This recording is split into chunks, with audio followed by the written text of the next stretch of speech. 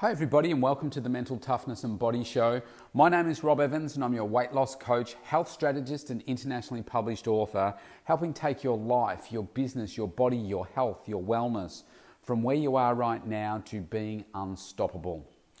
Today I want to talk to you about the athlete mindset because I'm now 16 days out from what I've sought to achieve this year.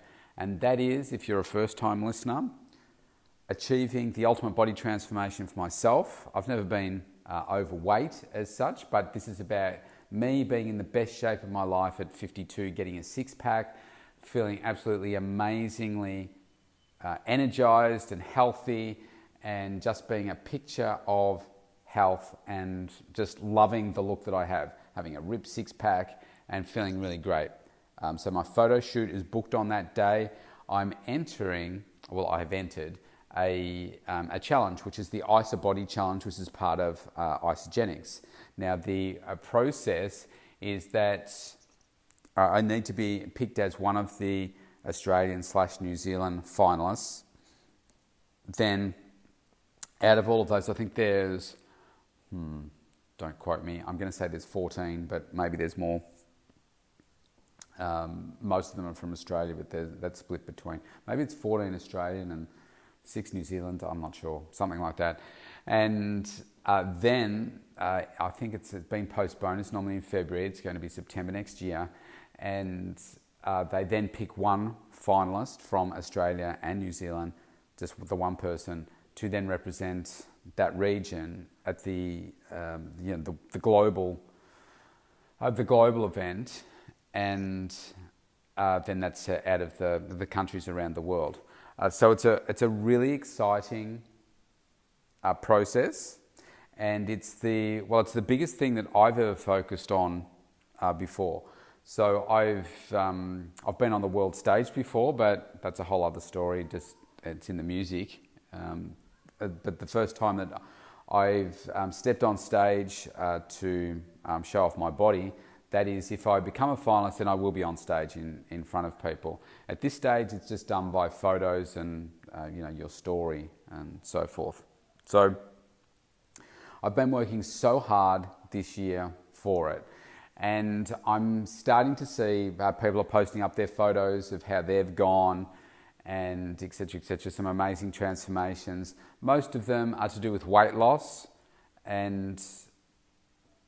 One guy I saw yesterday, he looked like he was about 20-30 kilos overweight, and then he's gone to compete in bodybuilding competitions and he's come second. So an incredible transformation for him, really impressive. And there's so many others like that as well. Now, of course, for me, it's a little bit different. All the ones I've seen so far are pretty much weight loss. So for me, it's different. For me, it's about muscle gain. For me, it's about just becoming leaner, but my body weight is maybe a little bit heavier than when I started. So it's different. So here's the thing, and this is why I've called it the athlete's mindset. Running through my head right now is that thing, what if I don't make it? What if I don't get to become a finalist? Never mind becoming the winner of the global competition. The first step is that I've got to make it into the finals. And what if I don't make it? What will that mean to me? And you start to ask yourself these questions. But I've been focusing all year under the toughest restrictions of my life to be able to achieve what I want. What if I don't make it? What will that mean to me? And I think in some ways I'll feel slightly devastated. I don't know whether you can be, actually you're either devastated or you're not. I don't know that you can be slightly devastated. In some ways I'll be devastated. I'm like, man, I've worked so hard for this and I really deserve it. And you can come up with all kinds of different stories as to why you should be there and somebody else maybe shouldn't be. But at the end of the day, there can only be a certain number of people that can make it. Now, having said that question, I think here's the thing, because if you get stuck on that question, what if, then you're probably going to hold yourself back in some way, and you're going to create all this doubt. And this is the greatest issue for athletes, the self-doubt, that mindset fog that they have, which maybe at the last minute says, I can't do that, I'm not as good as that. But aren't there many, many different examples from around the world where we have seen people come from behind, or when you don't expect them to win, they're going to win? And so like I use today as an example. Today here in Melbourne, it's the running of the Melbourne Cup horse race. And I won't go into what that is, but you can Google it if you don't know what it is. But it's a public holiday because it's such a huge event, and it's got so much tradition to it. But because of COVID, no one apart from the jockeys and the horses, and I think the owners, can actually attend. But so often they talk about the favourite of the horse race that's going to win. And so often that horse does not win. Maybe doesn't even come in the top 3. So often it can be somebody that you haven't really heard of before. The media hasn't been talking about them, and boom, they just come from behind, and then they take the prize. So do you think that person was asking, what if? Or what if I win? Or what if I don't do any good and there's no one's talking about me? So here's what you need to do. This is the second part of this process. You have to do your absolute best. You have to put yourself on the virtual stage, if you like, in that moment when it's your time, in the absolute best position that you can be. So in my case, the physical best that I can be, the strongest mindset, looking the best that I can, which means eating consistently the way that I should be, not trying to take any shortcuts or do anything radical prior to the end. Stick with what's working. Keep practicing what I'm practicing, and get to that moment. And if I get to that moment and that moment passes, and I can look myself in the eye in the mirror and say, do you know what? You did everything that you could in that moment to be in the best position that you could be, and you should be proud of that. Now, if that's then not enough, then that's just the way that it is. I think where you're going to be disappointed, or where I would be disappointed, let's just say, for instance, I had to have the photos done 3 days ago. And to me, I would have been devastated with that, because I was still recovering from food poisoning. I was still bloated. I know I didn't look that good. Look as good as I could have. I wasn't, at my full potential. So that would have been really upsetting for me. But that's now out of my system. I got 16 days left, and I've still got the opportunity to put the best version of myself forward.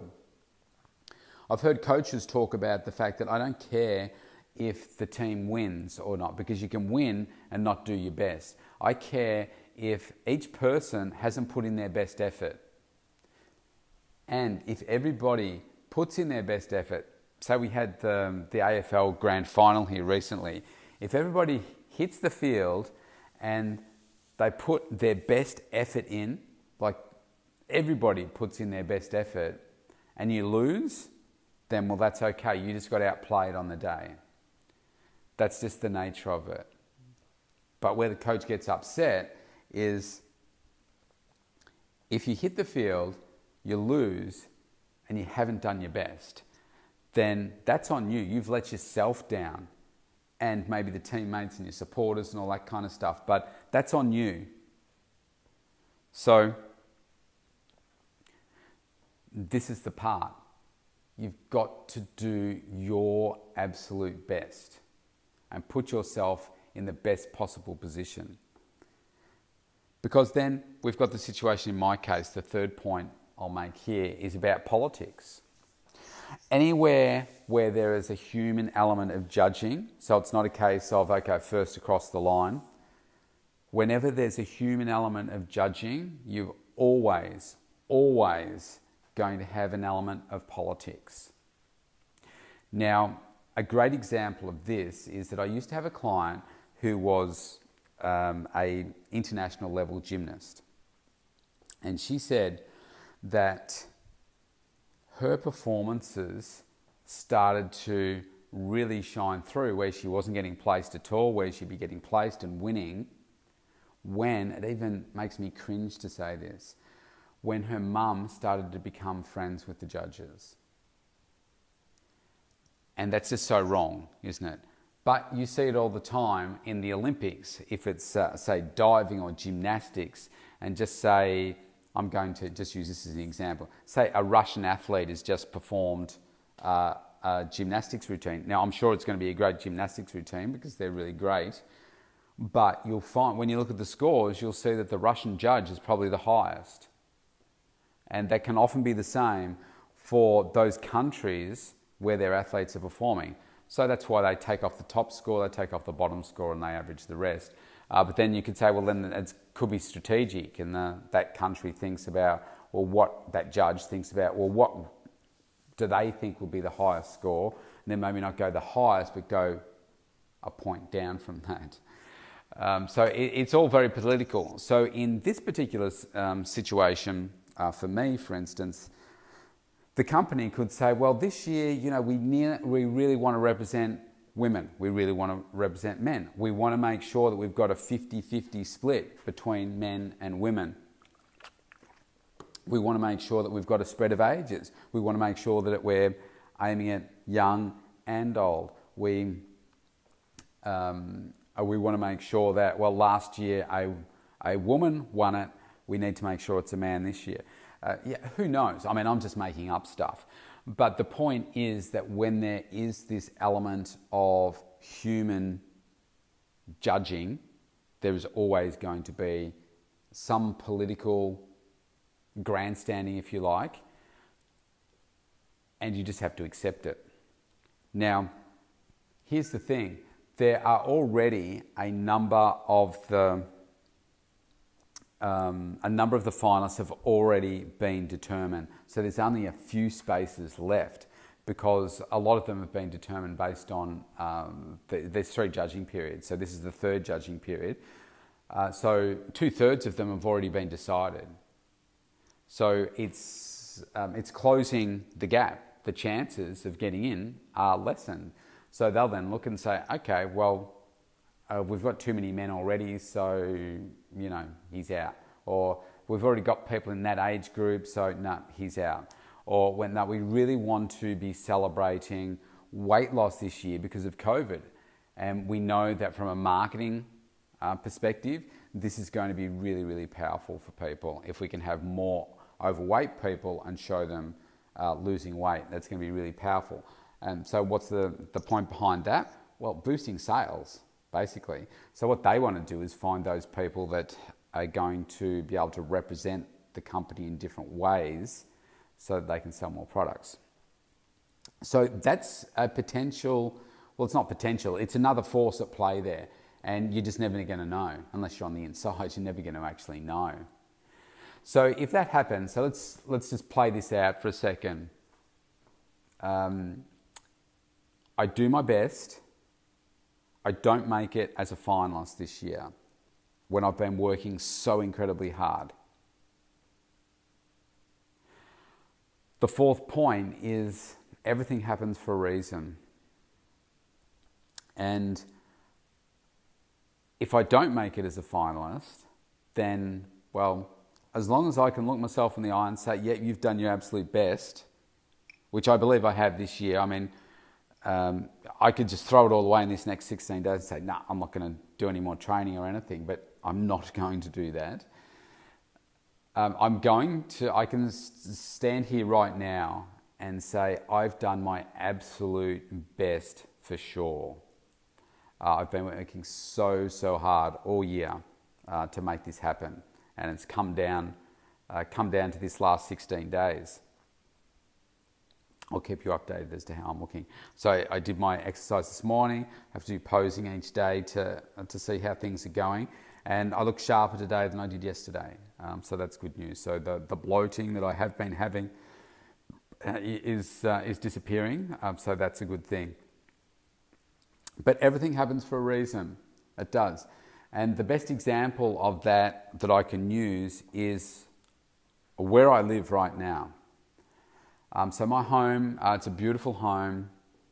It's over 50 odd squares with my studio attached. It's the nicest home I've ever had. I really love it here. It's in a beautiful estate. But the pathway to get here was very, very bumpy. My ex-wife and I, we had a 2.5 acres, and obviously given the marriage was splitting, we had to sell that off, and she just lives around the corner now. We get on really well.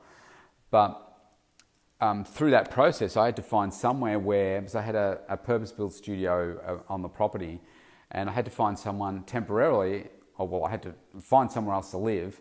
And then I was thinking, okay, I don't want to build again. I'm just going to find a house that I can, it's got a big enough garage that I can modify, etc., extend.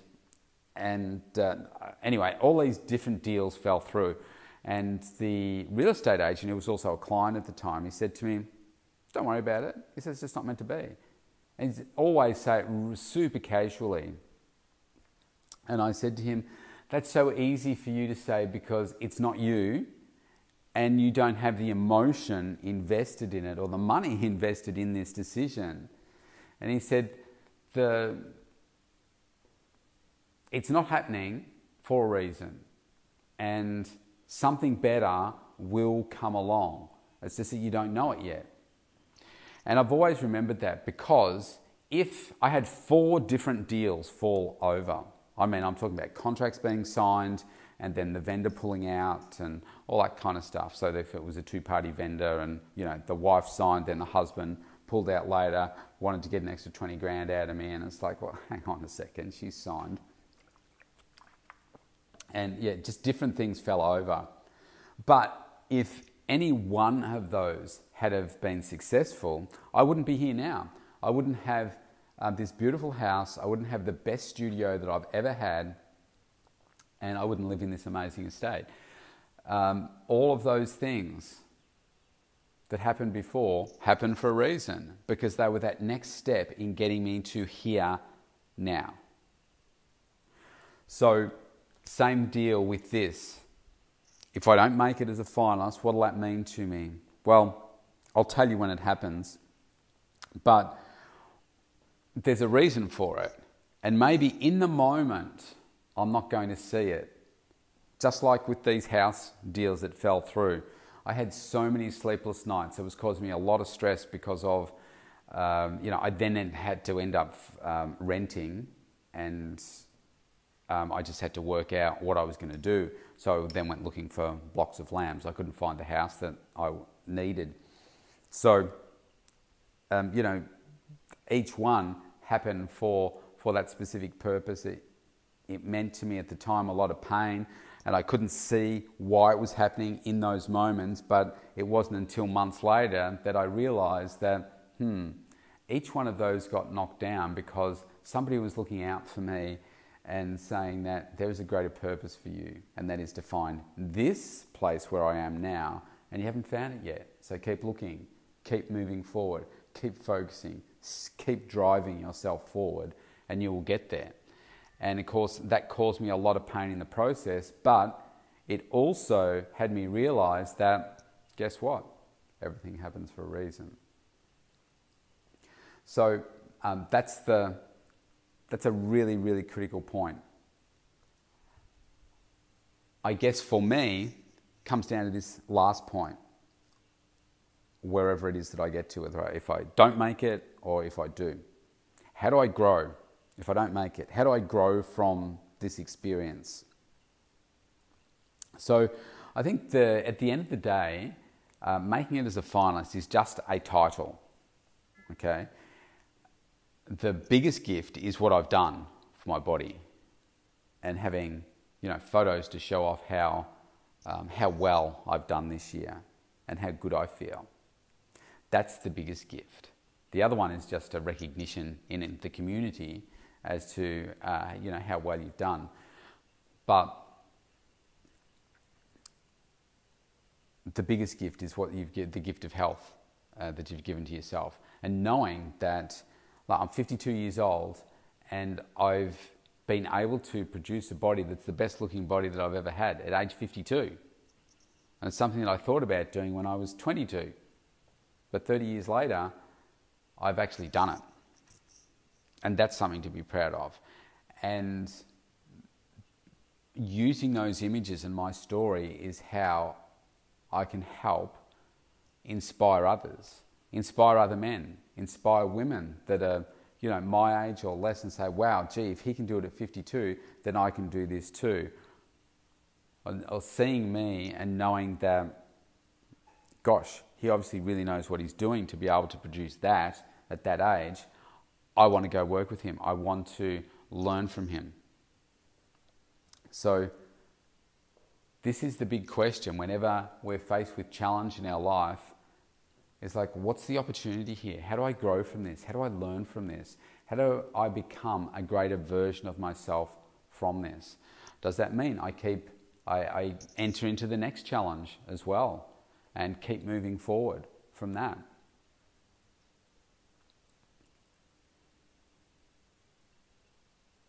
It's a conundrum. How do we keep moving forward? How do we keep growing? The athlete's mindset is a tricky one. And I've spoken to sports psychologists before when they're working with the highest talented people in their field of sport. And they said it's the mindset that is going to determine whether somebody wins or loses. The athlete that steps out onto the track, let's say it's tennis, and let's just say that each time you've played Roger Federer, for instance, and you've played him 20 times, and 20 times he's won, automatically, as soon as you both step on the court, who's got the upper hand? He does. Because psychologically, he's beaten you 20 times before. So then it's on you to say, well, how do I rise above all of that to say that, well, even though I've been beaten 20 times before, I now have more hunger. He's getting older. I'm getting more mature in my game. I can beat this. You've got to have that self-belief of what's possible for you and keep doing what's working. And then if you step onto that court and you play your absolute guts out, you perform personal best. It's like going to the Olympics and in weightlifting and you've lifted a personal best, but it's not good enough to get a medal. What do you walk away with? Knowing that you've done your personal best on the biggest stage possible in the world. And you've got to be happy with that because you did your best. You've never lifted that before and you did that at the Olympics. Fantastic. This is the same for me. I do my best. I put my best step forward. When I get to the end of my 16 days, I say, so what can I learn from this? What could I have done differently? Whether I make it or I don't, I've still made it. And that's what's important. Have a great day wherever you are. Have a tip on the Melbourne Cup if you like. I have no idea who's going to win. See you tomorrow.